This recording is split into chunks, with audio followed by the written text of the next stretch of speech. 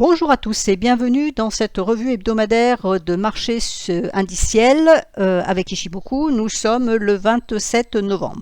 Alors pour cette semaine, il y a une échéance majeure qui est vendredi à 14h30, c'est le NFP. Et nous en avons là une autre le jour précédent, le jeudi à 14h30, qui est le Core PCE américain. Et donc ceci est un chiffre très regardé par la Fed, en sachant que justement nous aurons les taux et donc la présence de la Fed le 7 décembre, c'est-à-dire la semaine d'après.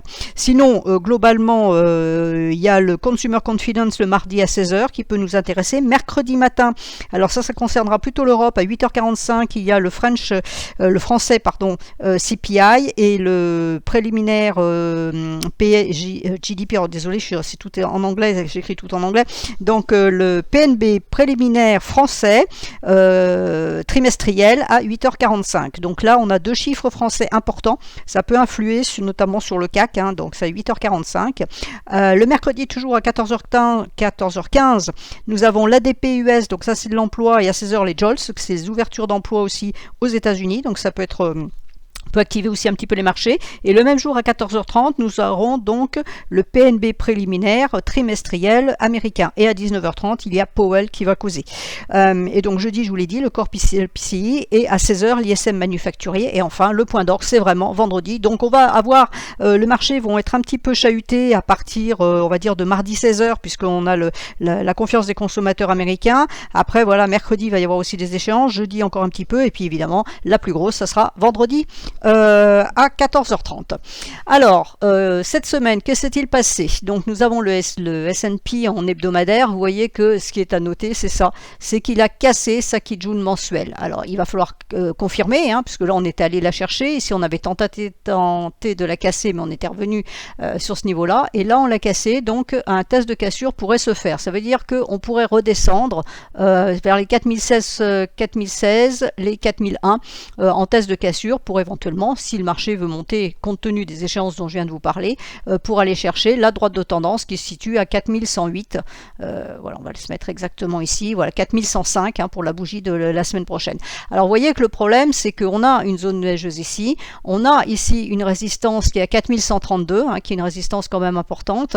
On en a une autre ici à 4153. Donc là, on va avoir du lourd. Alors, ça ne veut pas dire qu'on ne peut pas passer. Ça veut dire qu'il va falloir vraiment qu'il y ait de très bonnes nouvelles pour que ça passe. Alors, sachant que cette semaine, c'est ici, et la semaine d'après, je vous ai dit qu'il y aurait la Fed, donc la Fed va se trouver ici. Donc si on arrive à monter ici en fin de semaine prochaine, et que la Fed, son discours et la hausse des taux qui est attendue de 50 points de base satisfait tout le monde, à ce moment-là, là on peut encore avoir du passage faible, on peut avoir un décollage ici, qui nous donnerait l'amorce de notre fameux rallye de fin d'année qui en principe est positif les années de mi-mandat. Donc ça c'est pareil, c'est de la théorie, c'est de la statistique, ça ne veut pas dire que c'est pareil tout à chaque fois.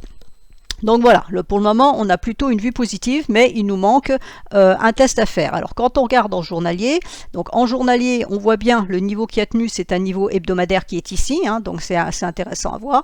Donc, il faut le casser, c'est-à-dire casser les 4041 pour envisager donc d'aller chercher les 4095 à court terme, voire la droite de tendance ici. Et si on la casse, on aura une autre résistance à 4135 et à ce moment-là, on sera dégagé ici. Donc, le gros noyau, j'ai envie de dire, la grosse résistance, c'est la 4135. Maintenant, on peut aller chercher, c'est pas improbable, il faudra simplement casser cette droite de tendance. Le Dow Jones en hebdomadaire, donc il est les prix sont haussiers puisqu'on est de l'autre côté du nuage. Donc vous voyez, la semaine d'avant on est allé chercher, la semaine dernière ça a hésité, et là cette semaine on a même fermé sur un point haut, puisqu'il n'y a pas de mèche, il n'y a rien, on n'a pas atteint les 34 513, il manquait vraiment pas grand chose, mais ça ne l'a pas fait. Donc on peut supposer quand même qu'on va le faire au moins cette semaine, ne serait-ce qu'en début de semaine, ça devrait pouvoir pousser. On a cette résistance à 34 513, vous voyez, c'est la Kijun ici sur le plan de la SSB ici. Donc après on aura une autre résistance ici à 34 961 et une ici à 35 260. Alors attention, parce que la lagging span ici, elle va se pointer sur ce niveau-là, les 34 935. Donc c'est le niveau à casser, parce qu'il faut que la lagging span passe ici et que les prix cassent ce niveau. Donc si on arrive à casser ce niveau-là, à ce moment-là, ça va être dégagé à la hausse, et c'est pas un scoop. Donc à ce moment-là, on pourra envisager les derniers points hauts à 36 893. Donc ça pourrait effectivement faire l'objet du fameux rallye de fin d'année. Par contre, si ça venait à résister, résister, à ce moment-là, on pourrait redescendre, chercher le support ici à 33 735, voir un support qui est ici à 33 246. Donc là, on est vraiment entre deux eaux, après quasiment égalité entre une résistance et un support. Donc en fonction des nouvelles, on verra bien dans quel sens le marché va partir. Donc quand on regarde en journalier, voilà, en journalier, vous voyez, il nous manque le petit bout là. La lagging span qui devra aller chercher ce niveau des 34 513. Et puis après, donc les niveaux que je viens de vous citer qui sont juste au-dessus. Le Nasdaq en hebdomadaire, donc il est pas beau, c'est bon, il baisse pas, mais c'est pas top comparé aux deux autres qu'on vient de voir. Vous voyez qu'on a toujours cette Kijun ici qui tient en résistance, donc les 12 124, tant qu'on les passe pas, il n'y a pas de hausse sur cet indice. Donc il faut que ça passe. Alors maintenant, ça ne passait pas. Vous voyez aussi que la lagging span ne pouvait pas monter. Maintenant, la semaine prochaine, elle va pouvoir monter, mais elle va se casser le nez, peut-être, sur les 12 067. Par contre, il y a du potentiel. Si elle arrive à passer sa Kijun mensuelle ici, le potentiel ici est à 12 379, voire 12 535. Donc il y a du potentiel. Donc on a un double niveau ici, qui correspond à la Kijun journalière ici pour les prix et la Kijun mensuelle ici pour la lagging span en hebdomadaire. Donc si on arrive à casser ce niveau des 12 115, à ce moment-là, on peut envisager plus de hausse, on va dire chercher les 12 677, qui est l'autre plat de Kijun mensuel ici à gauche. Mais il faut casser ce niveau. Donc si ça, tant qu'on ne le casse pas, il n'y a pas de hausse. Alors en intraday, oui, mais en moyen terme, on va dire que non pour le moment. En journalier, voilà, on retrouve nos niveaux ici. On va ajuster cette droite correctement.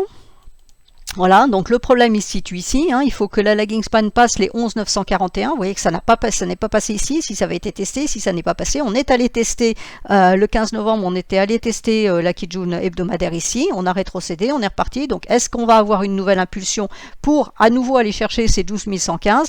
Il va falloir que la lagging span casse le niveau des 11 942 ici, qui correspond à la Kijun ici, sans doute la droite de tendance et donc les derniers points qui ont été traversés ici. Donc pour le moment, c'est assez neutre sur le Nasdaq. Pour moi, il faut vraiment aller chercher ce niveau-là. Et après seulement, si on casse ce niveau-là, à ce moment-là, ça sera plus positif puisque la lagging span et les prix casseront cette ESSB plus journalière plus Kijun hebdomadaire en même temps. Donc la lagging span après aura de la liberté pour monter jusqu'à un certain niveau, mais il y aura de la liberté et les prix, même chose de l'autre côté. Le DAX maintenant en hebdomadaire. Alors le DAX en hebdomadaire, alors, on a les prix qui sont au-dessus du nuage, donc on est passé par une finesse de nuage ici. Alors, vous voyez que là, on avait cassé la Kijun mensuelle, on n'a pas fait le test de cassure. Pourquoi? Parce que l'impulsion était forte. Alors, même si on a eu deux petites bougies qui ne représentent pas grand-chose, mais l'impulsion était forte, donc on n'est pas revenu chercher ce niveau-là. Et pourquoi? Parce qu'on est à 50%, donc retracer 50% ne fait pas sens. La cassure aurait été ici, admettons par exemple que la Kijun mensuelle aurait été ici, oui, on l'aurait retracé. Mais là, on ne retrace pas à ce point-là. Donc, quand vous me demandez toujours comment on fait pour voir si un test de cassure va se faire ou pas, quand on excède les 50%, comme ici, par exemple quand la cassure d'une bougie se fait plus de 50%, en général on ne revient pas chercher. On y reviendra peut-être plus tard, mais en tout cas pas immédiatement. Donc là, les prix ont continué, sont passés par le nuage fin.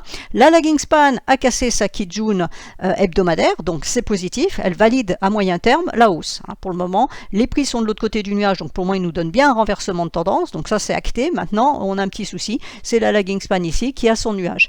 Et puis, si on rajoute la droite de tendance, voilà, on va tout bloquer comme ça.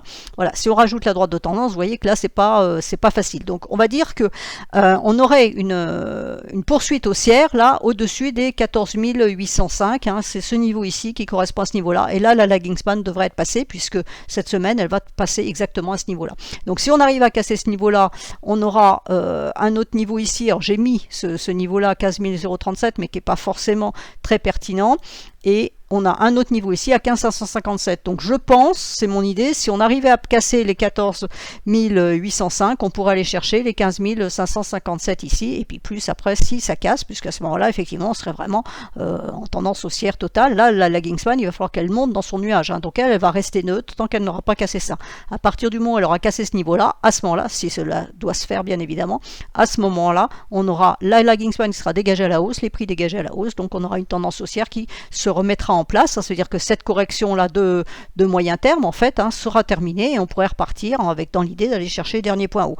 Donc ça, c'est la première hypothèse. La deuxième hypothèse, bien évidemment, c'est Si les chiffres qui tombent là la semaine prochaine ne plaisent pas, attention, parce que d'un point de vue hebdomadaire, on peut repasser, le nuage reste fin, donc il y a un danger. Alors pour la lagging span, elle va se retrouver au-dessus d'une petite bougie, autant là elle ne pouvait pas descendre puisqu'il y avait la bougie qui bloquait, autant là elle pourra descendre, mais on aura ce niveau à surveiller à 14 368, puisque ça correspond à la SSB ici, sur le même plan que la Kijun ici, donc il faut casser. Donc on peut très bien revenir chercher ce niveau-là dans la semaine, si voilà, on peut commencer par monter, puis revenir chercher ce niveau-là si les annonces économiques déplaisent au marché, hein, voilà, c'est un petit peu l'idée.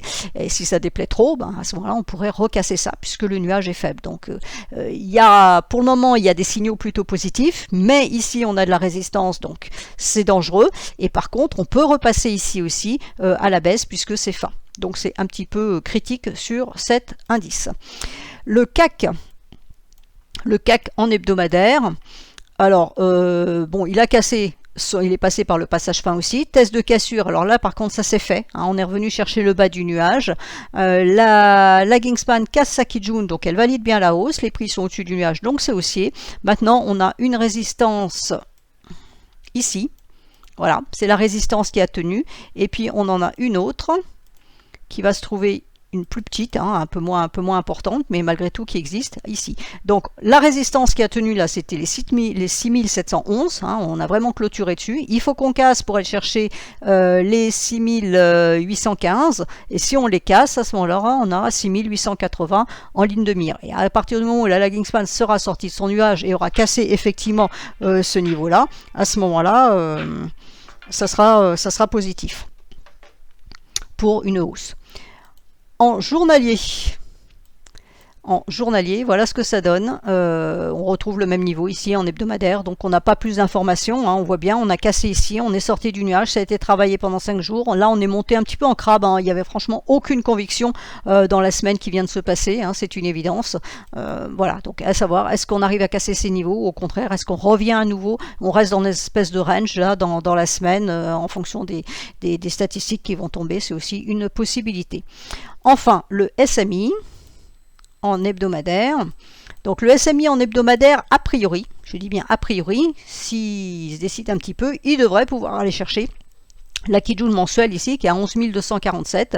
Donc si cette Kijun mensuelle arrive à casser, à ce moment-là on pourra avoir un objectif ici à 11 420 qui correspond en fait à la lagging span qui pourrait aller chercher son nuage ici. Alors comme on a un petit niveau à 11 462 juste au-dessus, je pense que ça pourrait aller chatouiller jusqu'ici, voire 11 529 puisqu'elle pourra monter jusqu'au corps de la bougie ici. Donc c'est le niveau maximum à envisager, mais il faut casser ce niveau qui est un niveau extrêmement dur à 11 247. Si ce niveau tient en résistance, à ce moment-là, on a toujours le support ici qui est à 10 882 qui doit tenir pour qu'on garde cet esprit haussier. Alors là, on a eu quelque chose de propre, hein, puisqu'on avait cassé ici et on est allé chercher cette Kijun là. On a fait le test de cassure la semaine suivante et cette semaine, on est monté ici, mais on n'a pas réussi à atteindre à nouveau cette Kijun. Donc on est entre deux eaux aussi. C'est la neutralité entre un niveau mensuel et un niveau hebdomadaire. Donc soit on va chercher ce niveau mensuel, ça casse et c'est tout bon. Soit au contraire, ce niveau mensuel résiste. À ce moment-là, on pourrait revenir chercher le support et vaudrait mieux ne pas l'enfoncer parce qu'à ce moment-là, on redonnerait un signal vendeur de moyen terme. En journalier, on le voit un petit peu mieux. Hein, le niveau à aller chercher ici. Alors la lagging span journalière casse la Kijun hebdomadaire, donc elle valide bien une poursuite haussière, hein, mais il faut aller chercher ça. Donc on voit effectivement là que vendredi c'est strictement rien passé, hein, c'était vraiment mort de chez mort. On va voir si cette semaine ça se dérouille un petit peu plus. Donc on surveille la Tenkan évidemment, si tant que la Tenkan en support, ça veut dire que la tendance haussière reste, mais voilà, il faut casser ce niveau. Hein. Les 11 247, c'est vraiment le niveau à surveiller. Alors maintenant, je finis comme d'habitude par le VIX. Donc le VIX, alors en journalier, vous voyez que c'est baissier. Hein, donc c'est plutôt une bonne nouvelle, on va dire, pour les marchés. On a la droite de support ici. Alors cette droite de support, elle est tracée ici, sur l'hebdomadaire. Donc on va l'ajuster un petit peu correctement, ça devait être du log quand je l'ai fait. Donc le VIX est venu chercher donc ces niveaux-là, on a cassé cette droite, donc il va falloir valider cette semaine. Ou cette cassure n'est pas validée et les prix repartent, le VIX repart à la hausse, ou alors cette cassure est validée, à ce moment-là on pourrait effectivement aller plus bas, ce qui veut dire qu'on aurait de l'autre côté des marchés aussi. Hein. Voilà ce que ça donne à plus court terme, quand on regarde en journalier, cassure, test de cassure, mais la lagging span pour le moment ne valide pas la baisse. Donc si on arrive à casser les 20-29, à ce moment-là, il y aura plus de baisse pour aller chercher les 19-23. Là, on est dans une situation entre deux eaux, hein, avec les prix qui valident une baisse, mais pas la lagging span. Ça arrive parfois. Donc, dans un cas comme ça s'appelle la neutralité. Et il faut attendre de savoir qui a raison, de la lagging span ou des prix. Le SOX, alors, en hebdomadaire, il est positif parce qu'il est au-dessus de sa Kijun, donc il nous a bien donné un signal haussier, mais il ne confirme pas en faisant un point au plus bas. La lagging span yoyote autour de sa Kijun est mensuelle ici, hein, c'est la lagging span hebdomadaire qui teste sa Kijun mensuelle et pour le moment ça ne passe pas. Alors la semaine prochaine elle peut monter puisque voilà, elle va se retrouver dans le trou ici, hein, techniquement parlant, donc elle peut monter, les prix pourraient monter, ils sont libres, il n'y a rien qui les gêne. À voir si donc elle arrive à rester au-dessus de sa Kijun ou au contraire si ça redescend et que ça casse les 2654, à ce moment les prix redescendraient chercher les 2627 et il ne faudrait pas casser parce qu'à ce moment-là on redonnerait donc un signal baissier de moyen terme. Et en journalier, on voit bien que c'est un petit peu le bazar, hein, il faut être très clair sur la question, ça monte, ça baisse, on ne sait pas trop dans quel sens ça veut aller. Le support, il est là, il faut le garder, et attention, parce que la lagging span est bien passée par le twist, mais elle a toujours de la grande faiblesse en dessous, donc il n'y a pas de support sous la lagging span à 2737, qui correspond quasiment à la Tenkan ici, à 2741, donc attention, ici on a un support, si on l'enfonce, si le SOX part à la baisse, ça veut dire que notamment le Nasdaq partira également à la baisse. Voilà, j'ai fait tout le tour des indices. Cette vidéo sera donc épinglée sur le profil Twitter. Alors je rappelle que pour ceux qui ne savent pas utiliser Twitter, quand vous cliquez sur le nom, quand vous voyez mes messages, vous cliquez sur mon nom, c'est le profil qui apparaît. À ce moment-là, vous avez toujours le tweet épinglé sur lequel je mets toutes les vidéos que je fais dans le week-end et qui servent de pilote pour la semaine. Voilà, je vous souhaite à tous une excellente semaine.